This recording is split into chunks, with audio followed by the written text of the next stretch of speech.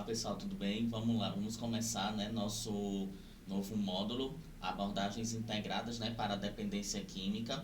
E aí hoje a gente vai estar falando, né, um pouco mais sobre a questão da recaída, né, dos processos de recuperação, recaída também na dependência química. E aí, né, em primeiro lugar, a gente precisa destacar, né, uma mudança, uma transformação que ocorreu nos modelos de saúde, né? Então, em primeiro lugar, né, nós tínhamos um modelo, né, que era um modelo vigente, que era um modelo biomédico, né, aonde a questão, né, ela era focada única e exclusivamente no processo do adoecimento, né? Então, o foco era na doença, havia uma estigmatização, né, das pessoas, havia aí uma tendência, né, a visualizar o sujeito não como um sujeito integral, mas sim, né, como um sujeito individualizado, havendo também dentro desse modelo, né, uma perspectiva de ruptura, né, onde o sujeito ele era dividido, né, então dividido em partes, né, então não havia uma integração no que diz respeito a um processo de produção de saúde de uma forma mais integrada, né, então o sujeito ele era visto apenas como um passivo diante do seu processo. Não havia aquela perspectiva, né, que era uma perspectiva de um sujeito ativo dentro da construção do seu próprio processo de saúde e também de adoecimento. E aí, com a ruptura desse modelo, com esse modelo não sendo mais um modelo interessante, né, não sendo mais um modelo que era um modelo de sucesso, vamos dizer assim, né, para o que diz respeito as questões aí da produção de saúde e prevenção do adoecimento, a gente tem uma nova roupagem, né? Que aí essa nova roupagem ela acontece mais ou menos ali na década de 70, que é um modelo biopsicossocial, aonde o foco desse modelo é um modelo integral de indivíduo.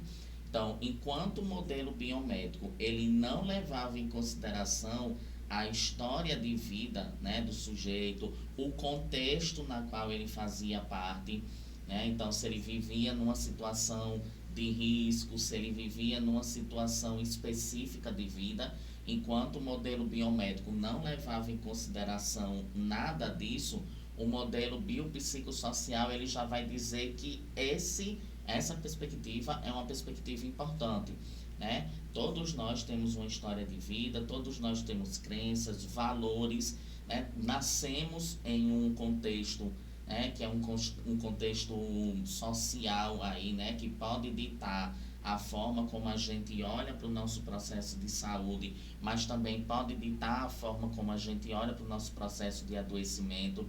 Então, essa perspectiva, ela é uma perspectiva dentro do modelo biopsicossocial, que é um modelo aceito, aonde esse sujeito ele tem uma história de vida e eu preciso levar em consideração essa história de vida, aonde tem esse indivíduo ele está inserido em um contexto, né? E aí esse contexto ele também exerce de um certo modo influência. E aí no meio disso ainda nós temos o foco nas intervenções, que são intervenções voltadas para a reconstrução de vínculos, né? O sujeito ativo dentro do seu próprio processo, né? Então, o paciente ele tem como direito entender o que está acontecendo com ele, né? O porquê que se está tomando determinados tipos de medicação. Ele pode fazer, né, no meio disso uma escolha também, né? Então, o modelo biopsicossocial ele é um modelo integrado, diferentemente do modelo biomédico, que você não levava em consideração nada do sujeito, e aí, obviamente, né, levava-se a um fracasso total do tratamento, né? No modelo biopsicossocial, não. No modelo biopsicossocial, você tem todos os agentes integrados dentro de um único processo. Então, eu tenho o sujeito, que é um sujeito ativo, que tem uma história de vida e que está inserido em um determinado contexto. Eu tenho a família desse indivíduo, que sim, vai exercer influência. Então, quanto mais essa família está estruturada em termos de vínculos, maior a probabilidade de que eu tenho, né, que nós podemos ter de uma adesão a um tratamento, né? Então, o que a gente consegue visualizar muito na dependência química, né? Nós não estamos falando, quando a gente fala em dependência química, a gente não está falando de uma problemática simples, né? De uma problemática que muitas vezes ela perpassa pela questão do querer do sujeito, né? Você tem aí fatores biológicos associados a isso, você tem um fator social que quer queira, quer não, está ali exercendo influência. Então, a partir do momento que eu tenho um conjunto de redes, que aí essas redes podem ser as redes das políticas sociais, a rede de atenção, né, que pode ser aí com os vínculos familiares, dentre outros.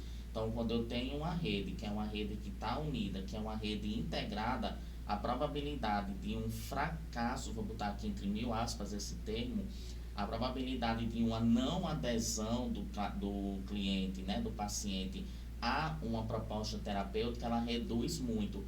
Por quê? Porque você tem todos os agentes envolvidos de um certo modo nesse processo. Então, isso é uma das diferenças desses dois modelos que a gente tinha, né?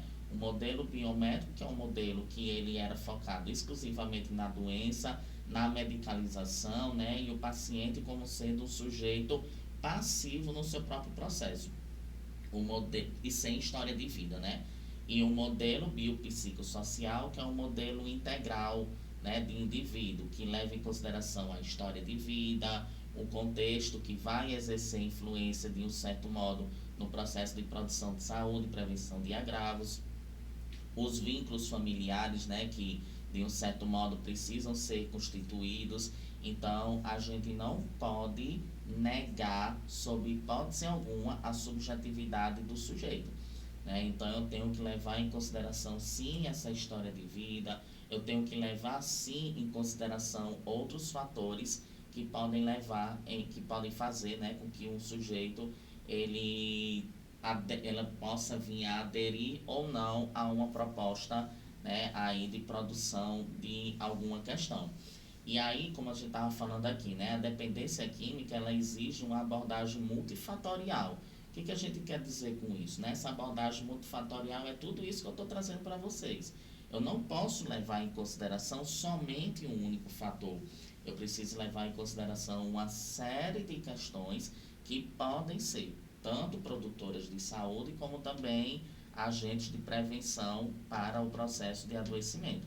Então, eu tenho que levar em consideração tudo isso e, claro, as questões da individualidade do sujeito para que a gente possa ter uma melhor adesão a um tratamento. E aí a recaída, né, como a gente estava trazendo, ela não é um processo simples, né? Ela não é um processo aí unilateral. Existem N fatores que podem levar um sujeito a um processo de uma recaída.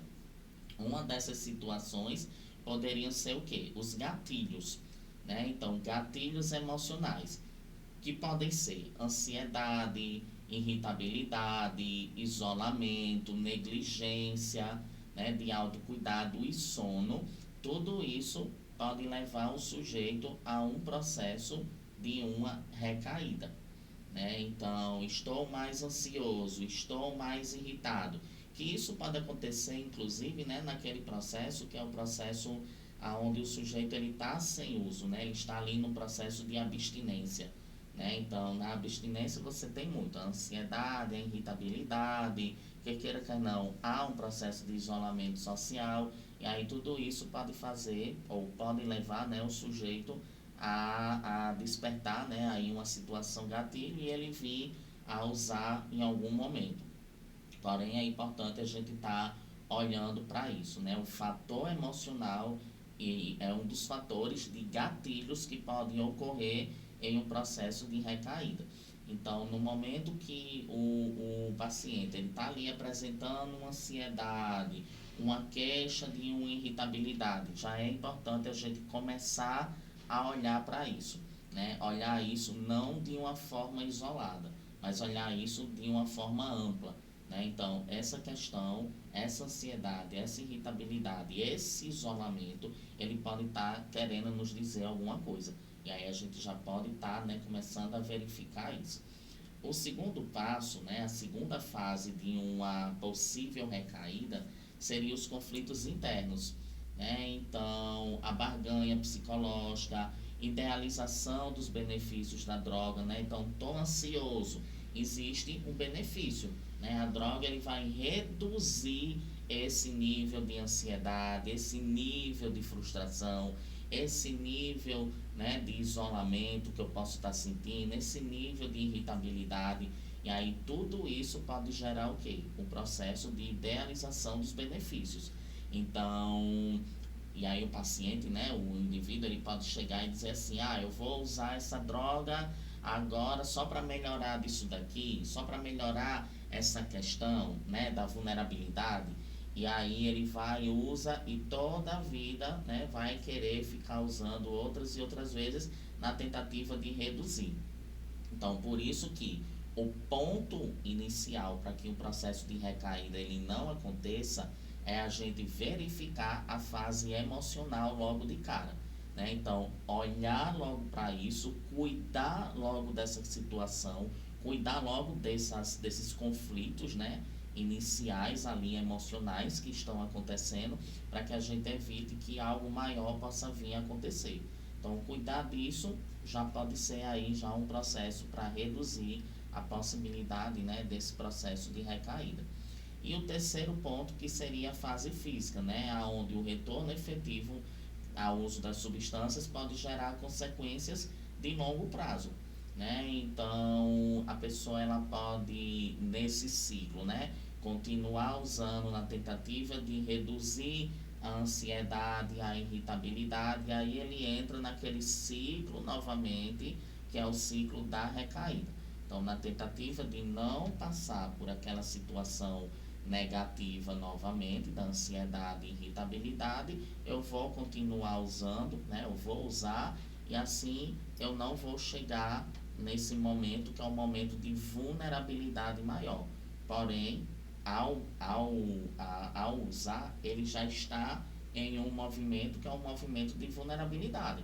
A partir do momento que esse ciclo ele vai apenas dando continuidade.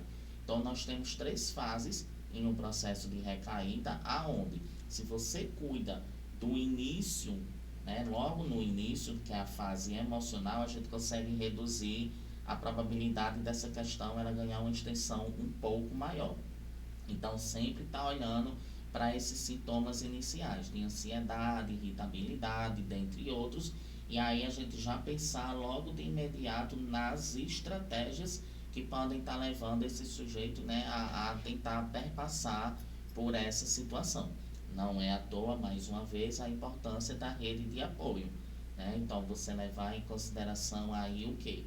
O papel da família, o papel da rede, né? O papel aí dessa rede de atenção informal, né? Onde podem entrar as casas de ajuda, as casas de apoio, as residências, né, terapêuticas, enfim, todos esses agentes que podem ajudar na redução de um processo de recaída, dentre outros, ok? E aí a mudança, né, ela exige alguns processos, né, ela exige algumas questões que a gente precisa estar de olho, né, que a gente precisa estar olhando. Uma dessas primeiras fases é a fase de negação do problema. Então, o que é que o dependente, muitas vezes, né, um dependente químico, quando ele entra em um processo, ou ele está já no processo, né, da dependência, existe muito a questão da negação do problema. Como eu trouxe aqui no slide anterior, né, a fase física, ele vai voltar a usar novamente naquela tentativa de fazer o quê? Eu só vou usar mais uma vez e paro. Eu só vou usar por conta da ansiedade que eu estou sentindo, da irritabilidade que eu estou sentindo. Então, isso seria, né, dentro do que a gente pode chamar aqui de percepção do problema, a negação da problemática. Então, eu nego que eu tenho uma problemática, eu nego que eu consigo, né, que eu posso, que isso é um problema e que eu não tenho controle sobre. E aí é importante a gente identificar que o que? Na dependência química, o sujeito ele perde esse controle sobre algo, né? Então ele vai perder esse controle sobre a sua própria questão, né? Sobre um processo da dependência, né? Uma vez que existem aí fatores biológicos também associados, enfim. Então você tem que levar em consideração também esse ponto. E aí a gente tem um primeiro ponto, que é a fase de negação do problema. O segundo ponto, que dentro desse processo de mudança, que é quando o indivíduo ele aceita que ele tem um problema, ele entra em um estado que é um estado de ambivalência de emoções. Então ele reconhece que tem um problema, mas ele posterga, né? Ele vai postergar esse problema.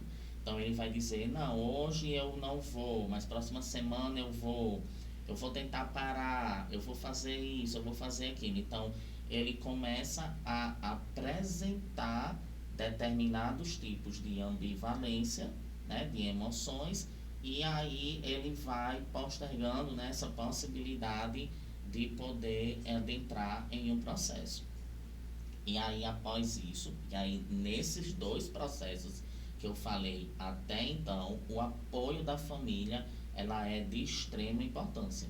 Lembrando que a gente falou, né, no nosso módulo passado sobre comunicação na dependência química, né? Nós falamos sobre a comunicação. Então, a forma como eu vou me comunicar com esse meu paciente, né, com esse meu familiar, com essa pessoa que eu estou ali assistindo, né, de um certo modo, ela vai ser de extrema importância.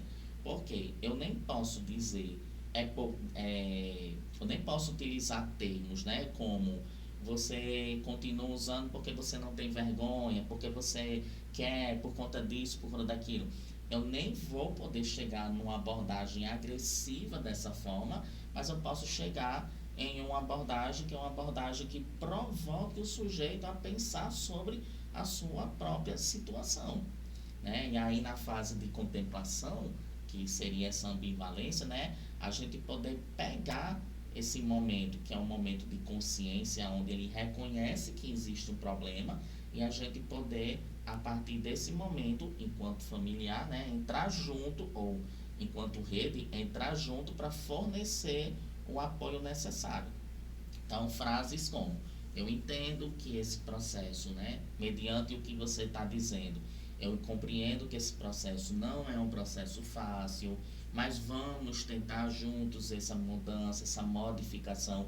Então, perspectivas que ampliem a possibilidade desse paciente, né, desse sujeito, olhar-se ou perceber-se de uma outra forma, levando em consideração o quê? A história de vida dessa pessoa. Esses fatores multidimensionais que eu trouxe aqui para vocês. O terceiro passo, né, que seria aí a preparação, então, é quando o paciente ele entende que ele tem um problema, ele aceita que aquele problema, que aquilo é uma questão de patológica, né? A dependência química hoje ela também já é vista como uma doença. E aí ele pega isso, ele entende, ele tem esse entendimento de que ele tem uma doença, que ele não tem um controle sobre isso, e aí ele decide fazer o tratamento, e aí a partir disso você começa toda uma fase de planejamento. Lembrando que esse planejamento nunca é feito sozinho pelo profissional, é sempre um trabalho em conjunto. E aí envolve família, envolve o paciente, envolve as redes, envolve todos os atores que são os atores, né, que estão dentro desse processo de modificação. E aí após isso também você vai ter a modificação ativa do comportamento. Então, dentro dessas decisões e planejamentos, você vai ter, né, obviamente aí as questões voltadas para processos de reflexão, dentre outras coisas, né? Grupos psicoterápicos que podem acontecer, grupos terapêuticos que podem acontecer dentro desses espaços, que vão gerar a possibilidade de modificação desse comportamento. Então, a gente amplia a rede, a gente amplia a percepção desse sujeito, e a partir do momento que essa modificação ela é ampliada, né, que isso é feito, essa ampliação é feita, ele consegue modificar o seu comportamento e levar isso para os demais espaços que ele estaria ali fazendo parte. E a manutenção, né, que seria a estabilização dos novos hábitos de vida. Então, é o momento da saída, é o momento da preparação para voltar para casa, né, a saída da internação, estando já nesse ambiente, né, passando por todas essas mudanças que o ambiente também vai passar. Então, é a fase de manter, né, da manutenção e da estabilização desses novos hábitos. E aí é nesse momento que todos os atores eles precisam literalmente estar envolvidos. Para quê? Para que não haja o processo de recaída. Para que o processo de recaída ele não seja algo possível. E se houver a recaída, que a gente consiga estabilizar esse sujeito rapidamente, para que ele não venha a dar continuidade no ciclo. Então é parar, né? É conter que essa recaída ela aconteça. Então a manutenção ela é de extrema importância. É nesse momento onde todos os autores eles precisam estar realmente envolvidos no meio desse processo. E aí, como a gente estava falando aqui, né, a gente tem que olhar, né, para essa rede de apoio. E aí a rede de apoio ela é importantíssima para o enfrentamento dos principais fatores de riscos para uma recaída. Então a gente precisa levar em consideração o que? Precisamos levar em consideração que a rede de família, amigos, parceiros, né, tudo isso pode estar ali, né, sendo utilizado como um recurso protetivo para o paciente. Então, na hora que alguém próximo começa a perceber pequenas alterações de humor, começa a perceber pequenas mudanças de comportamento, que podem ser comportamentos aí de risco, né? Comportamentos que não estão tão ali interessantes de serem vistos. Então essa rede ela entra primeiro, né, para dar esse suporte para o indivíduo e aí poder pensar nas segundas, né, nas outras possibilidades. Que essas outras possibilidades poderiam ser o quê? As redes secundárias, que seriam o quê? Clínicas, psicólogos, né, o próprio AA, os grupos de apoio para pessoas, né, dependentes químicas, intervenções que podem acontecer, né, para que se seja evitado aí o processo de crise, a própria medicação, né, então esse paciente ele está sendo assistido também por profissionais da saúde que possam vir a ajudá-lo nesse momento de crise. Então toda essa rede, quando ela está junto com esse sujeito, ela pode, na verdade, reduzir a probabilidade de recaída. Então, a função da rede é o que? É evitar, é ser fator, né, de proteção e não ser fator de risco. Então, a rede ela tem como principal função o que? Proteger esse usuário, né, essa pessoa que está em processo de recuperação e poder propor, né, trazer aí possibilidades de como esse sujeito ele pode se organizar diante de alguns cenários que podem ser cenários de crise. E aí gerando com isso, né, proteção para que esse indivíduo ele não venha a ter processos novamente de recaída. E aí a família ela entra, né, quando a gente fala na rede primária, né, que seria aí família, amigos, parceiros, dentre outros, a gente tem a família como sendo um agente terapêutico fundamental para esse processo. Não é à toa que em todo programa, que é programa para dependentes químicos, né, dentre outros, a gente sempre vai ter a rede de apoio estando próxima de nós, né, enquanto profissionais. Por quê? Porque o fortalecimento da rede de apoio ela não se dá pela quantidade de vínculos, mas sim pela qualidade que você tem com esse sujeito. Então, quanto mais vínculo o dependente tem com essa pessoa, maior é a probabilidade dele utilizar desse agente como sendo uma pessoa que vai ali ser um fator de proteção para ele. E aí esse sujeito ele precisa estar realmente muito bem trabalhado, né? Então, dentro disso, né, a família ela precisa realmente estar muito bem fortalecida e entender muito bem também o processo da dependência, né? E como esse processo ele não é algo tranquilo e fácil, como a gente pensa que é, né? Então, pode ser considerados, né, fatores de risco ou dinâmicas de família que não são tão interessantes, né? A vigilância extrema e punitiva que a gente falou, né, na nossa aula passada sobre comunicação, a gente falou muito sobre isso, né? A vigilância extrema ou uma vigilância punitiva, ela pode ser mais negativa do que positiva, né? Então, você trazer também para essa pessoa, né, para esse indivíduo, a perspectiva de uma confiança. Tudo bem que sim, né, existem aí os processos de desconfiança devido a uma série de outras questões, né, que aconteceram anteriormente, anteriores ao processo de internação. Mas claro, a gente precisa ter um olhar para isso, a gente precisa ter um cuidado para com isso também, para que isso não se transforme em algo negativo, né, em um fator de risco. Então, olhar sempre isso, né, também. Uso constante da culpa e cobrança em um ambiente de desconfiança mútua e violência. Então, esse ambiente que está sempre duvidando, que nunca está ali, é, de um certo modo, trazendo, né, a perspectiva, acreditando nessa perspectiva de mudança do sujeito.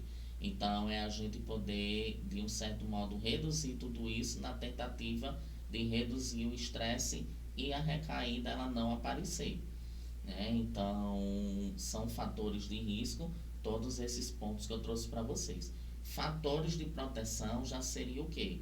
Uma escuta reflexiva, empática, né? Então, ao invés de você dizer, é, ao invés de você culpabilizar, né, o sujeito por alguma questão ou por algo, você provocar uma reflexão, né? E, é claro, né, trazer aí também o processo de empatia, promover a empatia, entendendo que esse processo não é um processo fácil, né, para nenhuma das partes, né, é algo fácil, mas entender também que sim, esse sujeito ele está ali no processo de modificação e que dentro dessa perspectiva, né, de um sujeito ativo, ele também pode ser responsável e pode ser responsabilizado pelos seus próprios atos, né? Então, educação conjunta sobre a patologia. Então, o dependente químico, eu gosto muito de dizer isso, né, que também é uma das coisas que escutamos muito em prática, que é o dependente químico em recuperação, ele sempre falar o quê?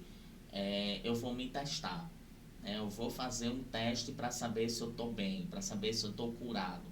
E aí é você, enquanto pessoa que está cuidando, enquanto pessoa que está ali promovendo, né, sendo essa rede de apoio para esse sujeito, é você chegar e trazer essa perspectiva, né? Então, quando a gente fala em dependência química, não existe testes, né? Não existe nessa perspectiva da testagem, né? Vou me testar. Até porque a gente tem fatores químicos, né? Aí bioquímicos acontecendo de um certo modo, e que se eu estiver em contato com a substância, isso pode me trazer, né, lembranças, pode me fazer aí recortes de algo e aí eu voltar a usar devido a uma situação como essa. Então, se testar, fazer essa testagem nunca.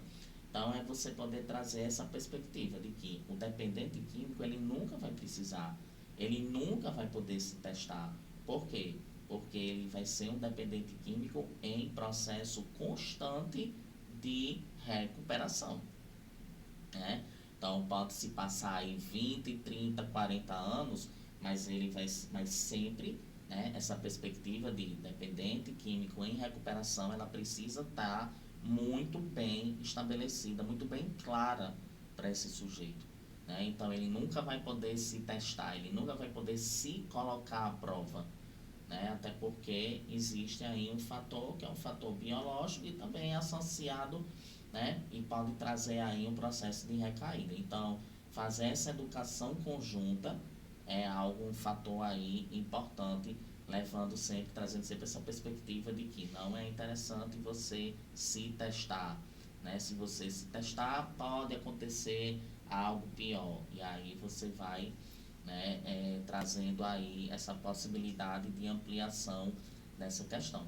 Estabelecimento de limites claros e também saudáveis e a participação ativa em grupos terapêuticos. Então, é sempre importante que o dependente químico em recuperação ele esteja sempre participando em grupos, não necessariamente em uma perspectiva semanal, né, ou mensal, quinzenal, mas que a depender, né, e aí a depender de toda uma equipe também, pode ser pensado na possibilidade de redução, de passar mais tempo, né, enfim, dentre algumas outras dessas questões. Eu estagiei em um CAPS uma vez e foi uma das coisas, né, quando eu estava me formando, que eu aprendi muito com nesse estágio do CAPS, que foi um psicólogo muito dizendo pra gente, né? E a equipe toda, ele dizia muito pra gente, enquanto estagiário, que na dependência química, né, quando você vai fazer o planejamento terapêutico, né, o projeto terapêutico, a gente vai ter sempre que levar em consideração alguns fatores da vida do sujeito, né? Trabalho, renda, dentre outras coisas. E aí, quando a gente fala de participação ativa em grupos terapêuticos, era uma das coisas que ele dizia muito. A depender do tempo que o sujeito ele fica sem fazer uso, né? Ele está ali em um processo de abstinência da droga, a gente pode ir aumentando esse tempo de participação em atividades em grupos, mas sempre deixando claro o que? Se o indivíduo necessitar, e aí nós voltamos novamente lá para a rede de apoio, deixando sempre claro que, se esse indivíduo precisar, ele pode voltar a qualquer hora e a qualquer momento para o grupo, independente de ser o dia que ele estaria lá ou não. Era uma das coisas que lá no CAPS, né, a gente fazia muito. Se o paciente ele precisasse, ele poderia voltar para as atividades no grupo, independente de qualquer coisa. E aí, veja, é tão importante quando o sujeito ele tem essa educação, né? Ele tem essa proposta aí muito bem estabelecida com ele, né? De que ele precisa de ajuda, que ele tem uma questão de uma patologia e que essa patologia ela precisa, né, de um certo acompanhamento, que eles voltam, né? Então, o sujeito ativo e reflexivo sobre o seu próprio processo, ele consegue ter um nível de consciência aonde ele identifica: aqui eu não posso, então aqui eu preciso procurar uma ajuda.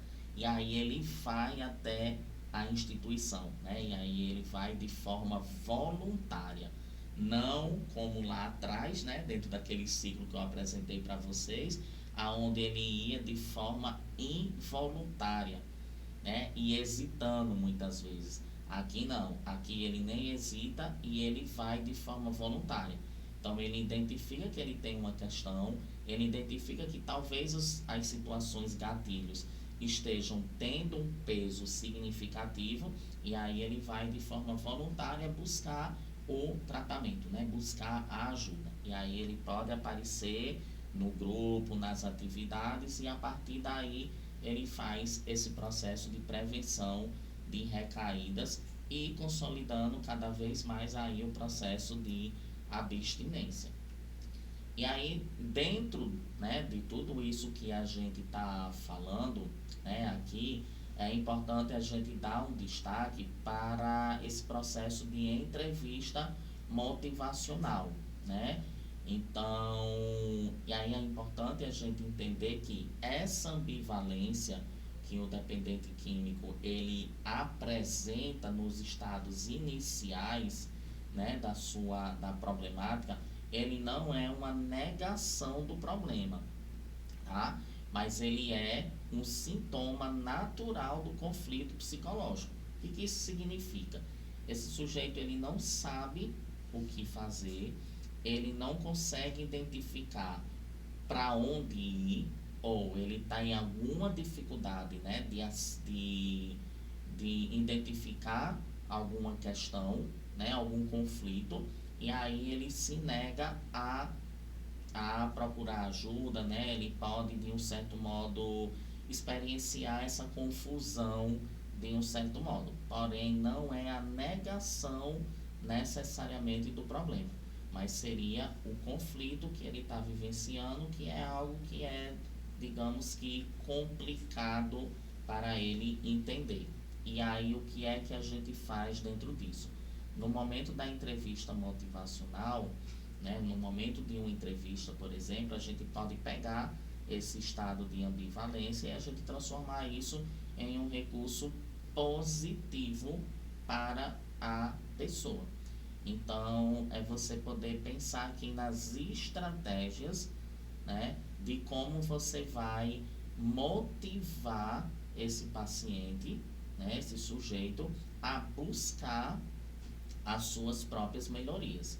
E aí você pode trazer, né, dentro das suas reflexões, dentro do processo de reflexão que a gente pode estar aí pensando, né, pode estar fazendo tanto em grupo como individualmente, a gente poder fazer os dois pesos da dependência, né? Então, o peso de se manter no processo, né, da dependência e o peso do processo de recuperação. Então, o que eu vou ter de ganhos a curto, médio e longo prazo usando e o que eu vou ter de ganhos a curto, médio e longo prazo investindo no processo de recuperação.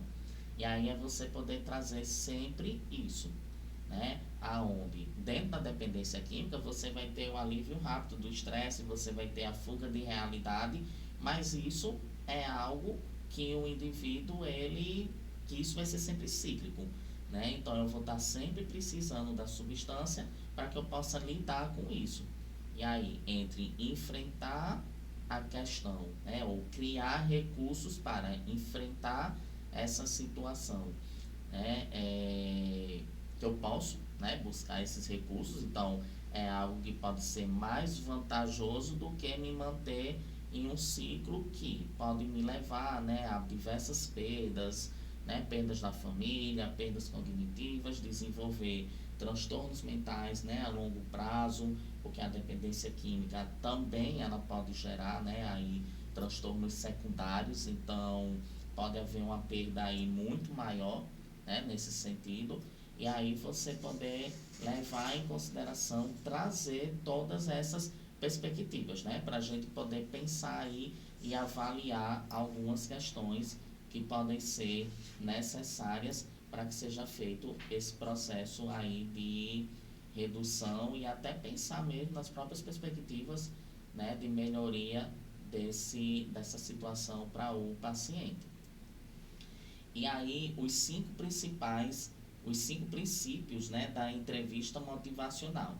Então, a entrevista motivacional, né, essa entrevista que a gente estava falando, ela é uma entrevista fundamental para todo o processo de construção desse vínculo, né, enfim, de pensar nas estratégias, né, então a entrevista motivacional ela se torna um fator importante nesse processo. E aí, quais seriam esses cinco princípios da entrevista motivacional?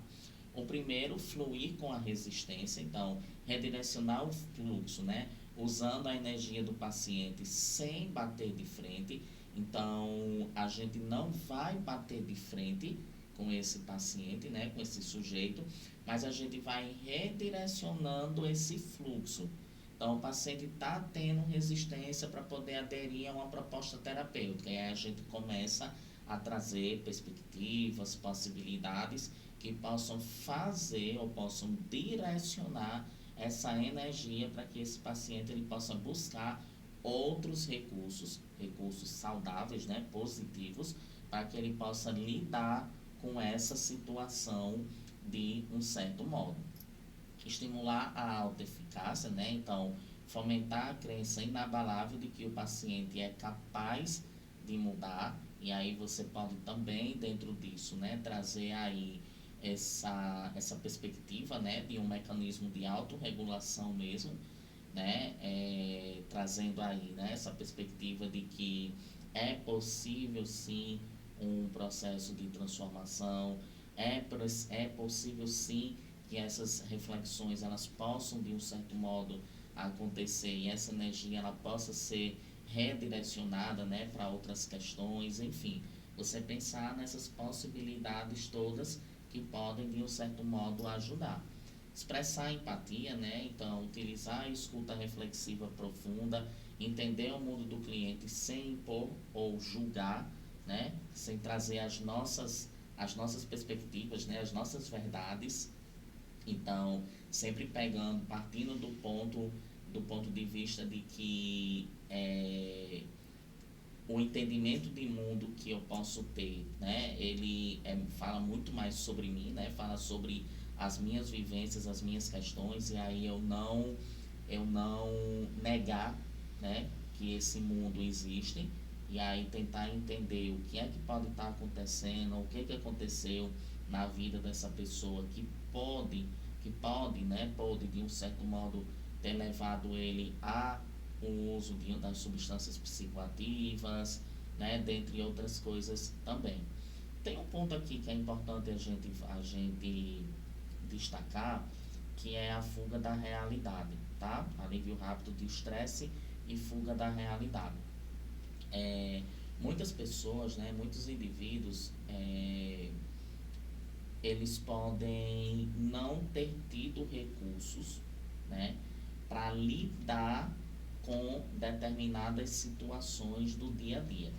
Nós tivemos uma aula, né, que foi uma aula falando sobre as questões também, né, do ambiente e como o ambiente ele exerce influência, né, sobre esse processo de produção de saúde do indivíduo. Então é muito importante a gente levar em consideração que um ambiente suficientemente bom, né, um ambiente saudável, ele é um ambiente que ajuda o indivíduo a lidar com a realidade de uma forma um pouco mais positiva, né?